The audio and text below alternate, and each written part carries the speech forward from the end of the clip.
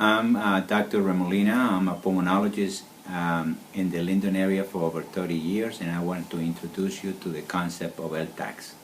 LTAC stands for long-term acute care. These are institutions that are now around the area that provide care for patients that are acutely ill, that require longer time in the hospital.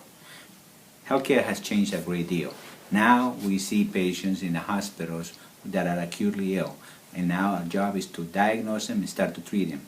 And once the patient is treated and stable, the patient gets discharged.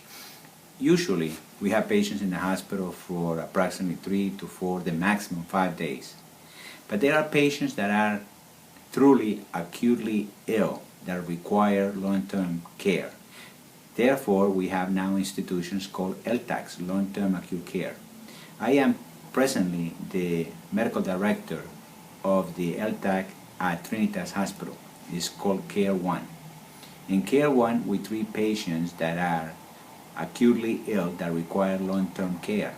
For instance, patients that are on ventilators, patients that have infections such as osteomyelitis or chronic infections that require long-term antibiotics, patients that have congestive heart failure, patients that have congestive cardiomyopathy, patients that require cardiac drugs to maintain the function of the left ventricle. Also, patients that require wound care.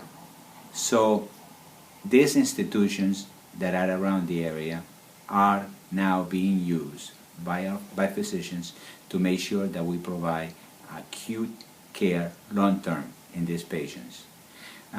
So if you're interested in finding out about acute care treatment and the LTACs, long-term acute cares, please call our office and we'll be more than glad to inform you. Thank you so much for listening.